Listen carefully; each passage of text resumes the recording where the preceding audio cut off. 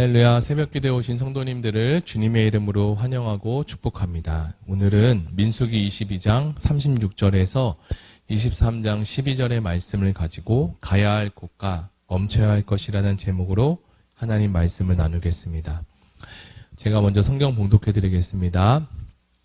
발락은 발람이 온다함을 듣고 모압 변경의 끝 아르논가에 있는 성읍까지 가서 그를 영접하고 발락은 발람에게 이르되 내가 특별히 사람을 보내어 그대를 부르지 아니하였느냐?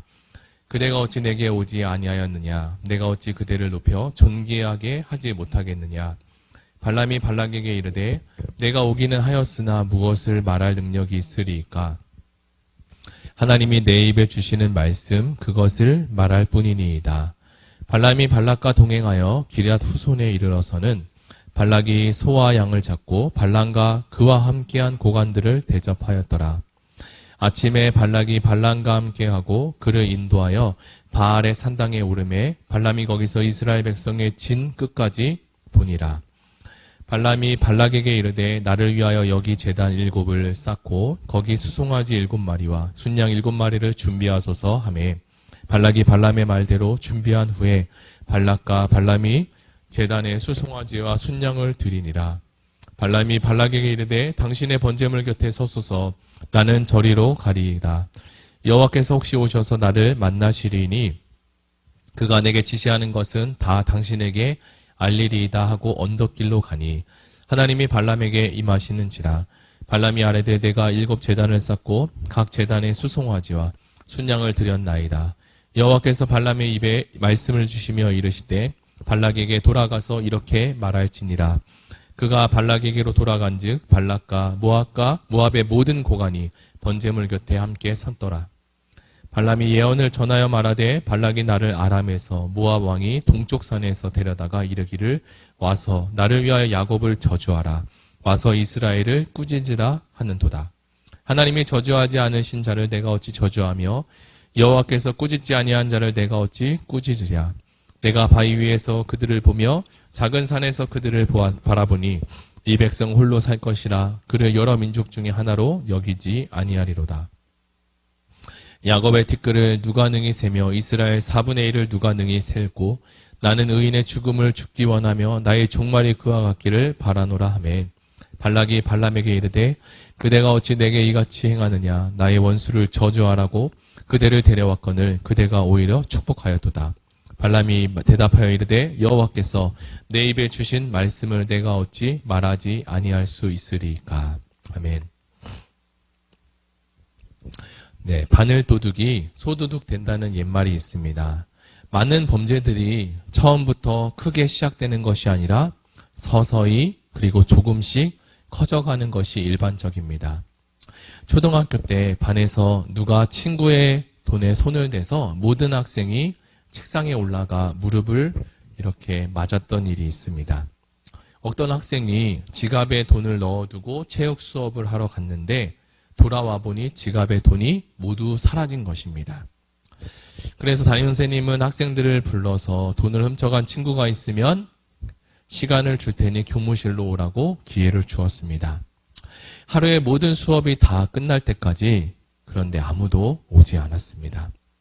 그래서 우리 모두는 종례 시간에 하나같이 사랑의 매를 맞을 수밖에 없었습니다. 오늘 우리는 민수기 22장의 말씀을 지나고 있는데요. 저는 이 말씀을 묵상하면서 이전에 있었던 체육 시간에 있었던 이 사건이 하나 생각이 났습니다. 모두가 체육 활동을 하는 그 시간에 어떤 학생의 지갑에 돈이 사라진 것입니다.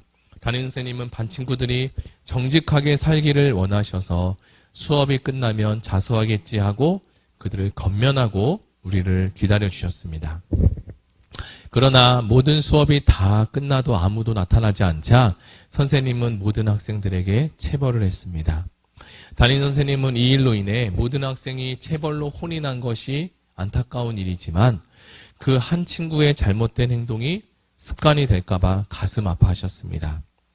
제가 드리고 싶은 말씀은 이러한 작은 도둑질도 한순간에 일어나는 것이라기보다 계속적으로 진행되고 반복적으로 일어나기 쉽다는 뜻입니다.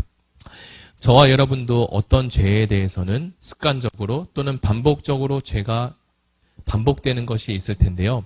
그 영역에 대해서 어떻게 보면 내 스스로가 끊고 싶어도 끊기 어려운 하나님과 나만이 알고 있는 허물들이 있을 수 있습니다. 이런 부분들이 우리가 하나님 앞에 가져가고 해결되어지고 회복되어져야 할 부분입니다. 그 문제 안에는 우리가 모르고 있는, 우리가 사랑하고 또는 숭배하고 있는 우상의 근원이 있을 텐데요. 그 뿌리를 찾아내고 아는 것이 먼저 우리에게 선행되어야 할 것입니다. 오늘 본문에도 바늘도둑이 소득이 될 상황에 놓여진 한 선지자의 이야기가 나옵니다. 이제 본문으로 돌아가 민수기 22장 말씀을 나누겠습니다. 실제로 이스라엘 백성이 가나안 땅에 들어가기 전에 이스라엘을 가장 많이 방해했던 세력은 단연 모압이었고 그 중심에는 모압 왕 발락 왕이 있었습니다. 발락 왕은 지금의 상황에서 힘의 대결로는 불가능하다는 판단하에 이제 영적 전쟁을 벌이기로 결단했습니다. 그래서 발락 왕은 발란 선지자를 등에 업고 이스라엘을 혼돈케 하려고 작전을 짰습니다. 만약에 이 발락의 저주가 이스라엘에게 그대로 전해지기만 한다면 이스라엘은 도저히 힘을 쓸 수 없게 되고 패하게 될 것입니다. 그리고 이스라엘 공동체는 이어서 서로가 서로를 불평과 불만이 쏟아져 나오고 이로 인해서 내부 분열이 일어나며 가나안에 들어가기도 어렵게 될 것입니다. 특히 발람같이 힘이 있고 영향력이 있었던 그 당시 선지자가 모압 편에 서 있다는 것은 사실은 이스라엘 입장에서는 매우 불리한 상황이 될 것이 뻔해 보였습니다. 당시 선지자의 말씀은 곧 하나님의 축복이면서 하나님의 전적인 지지를 나타내고 있었습니다. 그런데 이런 상황에 하나님은 강권적으로 역사하셔서 돈을 받고 저주하려는 이 발람 선지자의 입을 바꾸셔서 오히려 축복의 입술이 되게 하십니다. 발락 안에 옳지 않은 그 시도를 온전히 하나님은 끊어버리십니다. 하나님은 발람 선지자가 발락에 가는 것을 허용하셨지만 그런데 다음 날이 되자 발람이 발락에게 가려고 한다는 이유 하나만으로 오히려 이 발람 선지자를 죽이려고 합니다. 왜 하나님은 하루 만에 이렇게 생각이 달라지셨을까요? 사실 하나님은 생각이나 입장이 달라진 것이 아닙니다. 하나님은 발람 선지자의 행동과 생각에 동의한 것이 아니라 그것을 허락하셨지만 발람 선지자가 하나님이 처음 주신 그 말씀대로 하나님의 말씀을 전하고 그 말씀대로 살기를 원하셨습니다. 하나님께서는 우리가 늘 진리의 말씀 앞에 서기를 원하시는데요. 그러기 위해서는 우리의 입술이 먼저 복을 받아야 될 줄 믿습니다. 우리의 생각이 먼저 복된 생각이 되어야 하고 우리의 생각이 부유한 생각이 되어야 하나님의 복을 나눌 수 있는 귀한 입술의 열매가 가득해질 것입니다. 이제 말씀을 정리하겠습니다. 오늘 우리는 민수기 22장의 말씀을 묵상하면서 우리의 입술이 진리의 말씀으로 가득해지기를 원하며 하나님의 말씀을 전하고 나눌 수 있는 아름다운 입술로 쓰임받기를 함께 기도하기를 원합니다. 오늘 민수기 22장 말씀을 같이 나누고 묵상했는데요. 들은 말씀을 생각하며 하나님 내게도 복된 입술이 되게 하시고 복된 생각과 또 하나님을 기쁘시게 하는 마음이 설정되는 오늘 하루가 되게 해달라고 다 같이 들은 말씀을 가지고 함께 기도하시겠습니다.